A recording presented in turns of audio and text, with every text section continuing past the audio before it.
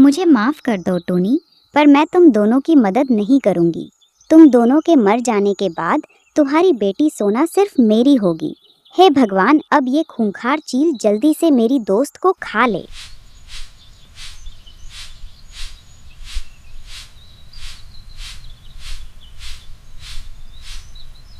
टूनी चिड़िया की बेटी सोना चिड़िया अपने घर के बाहर बैठी हुई थी।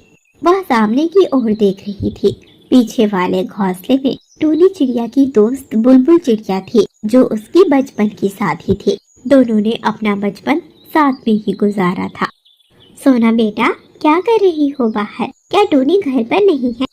मैं माँ का इंतजार कर रही हूँ। माँ के बिना घर बहुत सोना लगता है। माँ और पिताजी बस आ जाए। उनके आने के बाद तो मानो खुशियाँ ही खुशियाँ होती हैं। मैं तो अपने माँ और पिताजी के बिना एक पल भी नहीं रहना चाहती। मैंने उन्हें कितना कहा कि वह मुझे अपने साथ ले चले, पर वो मेरी बात नहीं सुनी। अरे सोना बेटा, अगर तुम्हारे माँ और पिताजी के जाने के बाद तुम्हें अकेलापन महसूस होता है तो फिर तुम मेरे घर पर आ जाया करो। तुम्हारे चाचा जी के चले जाने के बाद मुझे भी बहुत अकेलापन महसूस होता है। आओ तुम मेरे घर पर आ जाओ। सोना चिड़िया बुलबुल चिड़िया के घर पर चली जाती है। दोनों के दोनों बातें कर रहे थे। बुलबुल चिड़िया सोना को कुछ खिलौने भी देती है उसे खेलने के लिए। सोना चिड़िया मजे मजे से खेल रही थी और बुलबुल चिड़िया उसे देखे जा रही थी। कुछ समय बाद बुलबुल चिड़िया ने जो भोजन बनाया था वह सोना चिड़िया को अपने हाथों से खिलाती है। बुलबुल चिड़िया को सोना के साथ बहुत अच्छा महसूस हो रहा था। कुछ देर बाद ही जंगल में रात का वक्त हो चुका था।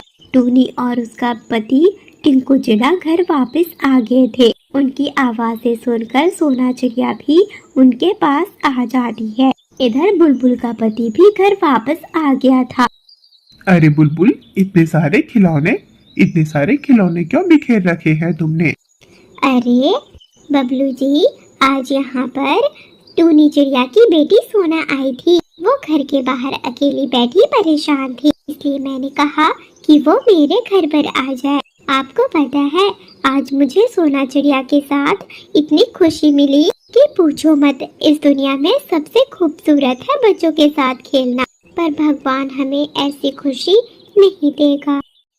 बुलबुल चिड़िया और उसका पति चिड़ा दोनों आपस में बातें कर रहे थे कि तभी वहाँ पर टूनी चिड़िया आ जाती है, जिसके पंखों में 2 आम थे। वो 2 आम लेकर आई हुई थी। बुलबुल बहन, तो जब भी तुम्हारा दिल करे तुम सोना चिड़िया के पास आ सकती हो। वैसे भी मेरे और टिंकू जी के चले जाने के बाद तो सोना घर पर अकेली बहुत बोर हो जाती है। आज सोना ने बताया मुझे कि किस तरह से वो तुम्हारे साथ खेल रही थी और वो बहुत खुश भी थी। ये मैंने 2 आम लाए हैं, एक तुम्हारे लिए, एक तुम्हारे पति के लिए। ये बहुत रसीले आम हैं। बुलबुल बहन, अब से तुम जब भी तुम्हारा दिल करे सोना चिड़िया से खेलने के लिए आ सकती हो। टूनी बहन, तुम्हारा बहुत बहुत धन्यवाद जो तुमने मुझे ये बहुत बड़ा परमिशन दे दिया। मैं तो यही सोच रही थी कि मैंने तुमसे बिना पूछे सोना चिड़िया को अपने घर पर बुला लिया। ना जाने तुम्हें कैसा लग रहा होगा, पर तुम्हारी बातें सुनने के बाद तो मुझे बहुत खुशी हुई। ठीक है बुलबुल बहन, बबलू भाई, मैं चलती हूँ। रात काफी हो गई है, सुबह दोबारा से जंगल में काम करने जाना होगा हमें। इस तरह से कह टूनी चिड़िया बुलबुल के घर से बाहर आ जाती है और अपने घर पर चली जाती है। अरे टिंकू जी, सोना सो गई? आज तो सोना बहुत जल्दी सो गई। लगता है बुलबुल के साथ खेलकर बहुत ज्यादा थक गई होगी। हाँ टूनी, तुमने बिल्कुल सही कहा। सोना मुझसे कह रही थी कि आज वह खेलकर बहुत ज्यादा थक गई है, तो मैंने ही कहा तो वो सो गई। टिंकू जी, क्या आपने खाना खा लिया? नहीं टूनी, मैं तुम्हारे आने का ही इंतजार कर रहा था। चलो अब दोनों साथ में खा लेते हैं। टूनी और टिंकू दोनों पक्षी साथ में खाना खा लेते हैं और सो जाते हैं। रात गुजर जाती है। जंगल में सुबह का वक्त हो चुका था। टूनी और टिंकू दोनों दोबारा से जंगल में काम के लिए निकल जाते हैं। सोना चिड़िया घर पर अकेली थी। सोना चिड़िया के सामने कुछ फल रखे हुए थे। सोना चिड़िया जब भी भूख लगता फल निकाल कर खा लेती। सोना चिड़िया को याद आया कि कल वह किस तरह से बुलबुल चिड़िया के साथ उनके खिलौनों के साथ खेल रही थी और वह बहुत खुश भी थी। सोना चिड़िया आज फिर से बुलबुल चिड़िया के घर पर जाती है। सोना बेटा, बहुत अच्छा किया जो तुम चली आई। मैं तो अभी घर के काम करते करते तुम्हें ही याद कर रही थी। 100 बरस तक जियोगी तुम। चलो आज हम इन खिलौनों के साथ नहीं खेलेंगे, आज हम जंगल में खेलेंगे फुटबॉल के साथ। मेरे पास एक फुटबॉल भी है। बुलबुल चिड़िया एक फुटबॉल लेती है और सोना चिड़िया को लेकर जंगल में चली आती है। दोनों के दोनों फुटबॉल खेल रहे थे। कभी बुलबुल चिड़िया फुटबॉल मारती तो कभी सोना चिड़िया फुटबॉल मारती। दोनों एक दूसरे के साथ खेल रहे थे। जब दोनों थक जाते हैं वे दोनों वापस घर चले जाते हैं। घर पर सोना चिड़िया खिलौनों से खेल रही थी और बुलबुल चिड़िया घर के काम कर रही थी। जंगल में रात का वक्त हो चुका था। बुलबुल चिड़िया का पति चिड़ा भी घर वापस आ गया था, पर सोना चिड़िया के मम्मा पापा घर वापस नहीं आए थे। सोना चिड़िया अपने घर के बाहर बैठी अपने मम्मा और पापा का इंतजार कर रही थी। बबलू जी, आज तो काफी रात हो गई। टूनी चिड़िया और उसका पति टिंकू चिड़ा अभी तक घर नहीं आए हैं। ना जाने सोना घर पर अकेली क्या कर रही होगी। मैं देखकर आती हूँ। बुलबुल, सोना के साथ इतना लगाव मत लगाओ। तुम्हें इतना परेशान होने की जरूरत नहीं है। सोना के माँ और पिताजी अभी जिंदा है। तुम सोना के साथ इतना लगाव रखोगी तो इससे परेशानी तुम्हें ही होगी। बबलू जी, आप ये कैसी बातें कर रहे हैं? सोना छोटी बच्ची है और छोटे बच्चों से लगाव तो किसी को भी हो जाता है। क्या आपको सोना पसंद नहीं? मैं तो बस यही कह रही थी कि मैं टूनी और टिंकू घर आए हैं कि नहीं ये देखकर आती। बुलबुल चिड़िया घर के बाहर आती है। बुलबुल चिड़िया ने देखा सोना चिड़िया तो घर के बाहर नहीं थी, क्योंकि सोना चिड़िया तो घर के अंदर जा चुकी थी। वह घर के अंदर बैठी हुई अपने माँ और पिताजी के वापस लौटने का इंतजार कर रही थी। लगता है टूनी और टिंकू वापस आ गए हैं, तभी तो सोना चिड़िया घर के अंदर सो रही होगी। मुझे उन्हें डिस्टर्ब नहीं करना चाहिए। वैसे भी बबलू जी सही कहते हैं, मुझे सोना से ज्यादा लगाव नहीं रखना चाहिए। आजकल मैं तो उससे कुछ ज्यादा ही लगाव रख रही हूँ। जब भी सोना घर पर नहीं होती बहुत बेचैनी महसूस होती है। कहीं न कहीं बबलू जी की बात सही है।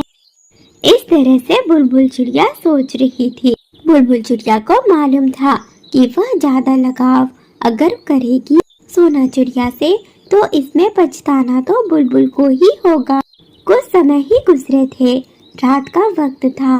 बारिश शुरू हो जाती है। सोना चिड़िया को नींद आ रही थी, पर वह अभी जग रही थी और अपने माँ और पिताजी का इंतजार कर रही थी। इधर बारिश की वजह से बुलबुल और बबलू दोनों के दोनों जग रहे थे। बिजली का बार बार कड़कना, बारिश की बूंदें सोना चिड़िया को डरा रही थी, उसे सोने नहीं दे रही थी। सोना चिड़िया के मन में अपने माँ और पिताजी के लिए भी बहुत डर था। ना जाने मेरी माँ और पापा कहाँ पर रह गए। इतनी रात हो गई है, घर पर अकेले बहुत डर लग रहा है। मैं घर से बाहर बैठ जाती हूँ। घर के बाहर बैठूंगी तो मम्मा और पापा को दूर से देख पाऊंगी आधे। इस तरह से क्या सोना चिड़िया घर के बाहर बैठ जाती है। सोना चिड़िया घोंसले पर बैठी हुई अपनी माँ चिड़िया के वापस आने का इंतजार कर रही थी। इधर बुलबुल चिड़िया और उसका पति चिड़ा दोनों सोने की कोशिश कर रहे थे, पर बारिश की वजह से उनकी नींद डिस्टर्ब हो रही थी। दोनों अपने जगह पर बैठे हुए थे कि तभी उन्हें किसी के रोने की आवाज आती है।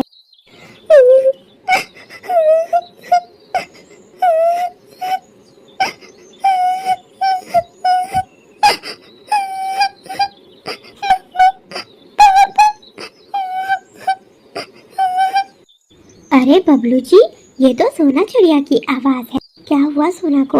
मैं अभी देख कर आती हूँ, ना जाने क्यों रो रही है। बुलबुल चिड़िया बाहर आती है और सोना चिड़िया के पास आ जाती है। सोना चिड़िया को रोता हुआ देखकर बुलबुल चिड़िया उसे लेकर अपने घर की ओर जाती है। अपने घर पर पहुंचकर बुलबुल चिड़िया सोना से पूछती है कि वह रो क्यों रही है। क्या बात है बेटा, बारिश हो रही है, तुम्हें तो घर के अंदर होना चाहिए, मम्मा और पापा के साथ सोना चाहिए। तो फिर तुम ऐसे बारिश में बाहर क्यों भीग रही हो और रो क्यों रही हो? तुम्हारी तबीयत तो ठीक है ना? सोना, सच सच बताओ, क्या तुम्हारी माँ और पिताजी तुमसे प्यार नहीं करते? क्या तुम्हारे साथ वो बुरा बर्ताव करते हैं? मैंने देखा है, कई पक्षियों के घरों में मैंने देखा है, वो अपनी बेटी चिड़िया को प्यार नहीं करते, उनसे बुरा बर्ताव करते हैं, तरह तरह की खरी खोटी सुनाते हैं और रात के वक्त ऐसे ही घर से बाहर निकाल देते हैं। क्या टूनी और टिंकू ने तुम्हारे साथ ऐसा ही किया? नहीं नहीं बुलबुल चाची, ऐसी कोई बात नहीं है। माँ और पिताजी तो मुझसे बहुत प्यार करते हैं। मैं तो इसलिए रो रही थी क्योंकि रात काफी हो गई, बारिश की वजह से डर लग रहा है। माँ और पिताजी अभी तक घर नहीं लौटे हैं, ना जाने कहाँ होंगे, किस हालात में होंगे। क्या अभी तक वो दोनों घर नहीं लौटे? ये तो बहुत बुरा संकेत है। ऐसे मौसम में हमेशा कोई न कोई अनहोनी जरूर होती है। ना जाने टूनी और टिंकू भाई कहाँ होंगे, कैसी हालत में होंगे। ऐसी बारिश तूफान में पक्षी ना जाने कहाँ से कहाँ पहुँच जाते हैं। पिछली बारिश में तो मेरा दोस्त पवन चिड़ा पेड़ की डाल टूटने से पेड़ की डाल के नीचे दबकर मर गया था। नहीं नहीं बबलू चाचा, ऐसा कुछ नहीं हुआ होगा। मेरी मम्मा वापस जरूर आएगी, मेरे मम्मी और पापा वापस जरूर आएंगे, वो दोनों वापस जरूर आएंगे। इस तरह से सोना चिड़िया कह रही थी। बुलबुल चिड़िया उसके पास आ जाती है और उसे गले से लगा लेती है और उसे सांत्वना देती है। पूरी रात तीनों पक्षी टूनी और टिंकू का इंतजार करते हैं, कभी दरवाजे पर खड़े रहकर तो कभी कमरे के अंदर। वे तीनों घोंसले के बाहर बैठे दूर दूर तक अपनी नजरें दौड़ा रहे थे, देखने की कोशिश कर रहे थे कि कहीं से टूनी और टिंकू दिख जाए, पर दूर दूर तक कोई नजर नहीं आता। भगवान जी, मुझे माफ करना कि मैं ऐसी बातें कर रही हूँ, पर अगर टूनी और टिंकू वापस नहीं लौटेंगे तो भी मेरे साथ अच्छा ही होगा। सोना मेरी बेटी बन जाएगी हमेशा के लिए।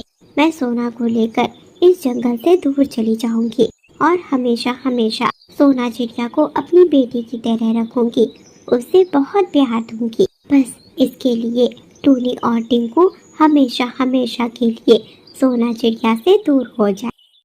बुलबुल चिड़िया अपने मन में ऐसी बातें सोच रही थी जिसकी खबर न सोना चिड़िया को थी न बबलू चिड़िया को। रात गुजर जाती है, सुबह का वक्त हो चुका था। जंगल में बारिश भी रुक चुकी थी, पर टूनी और टिंकू घर वापस लौटकर नहीं आए थे। इस कहानी के आने वाले एपिसोड में आप देखेंगे कि एक खूंखार चील के चंगुल में टूनी चिड़िया और उसका पति टिंकू फंस चुका था। ऊपर उड़ती हुई बुलबुल चिड़िया ये नजारा देख लेती है, पर वह दोनों की मदद करती है या नहीं, वहाँ से गुजर जाती है। क्या होगा आगे? क्या टूनी और टिंकू को उसकी बेटी सोना चिड़िया वापस मिल पाएगी? ये देखना काफी इंटरेस्टिंग होगा। जल्दी जल्दी से नेक्स्ट पार्ट के लिए कमेंट करें, चैनल को सब्सक्राइब करें और अपना नाम कमेंट में जरूर बताएं।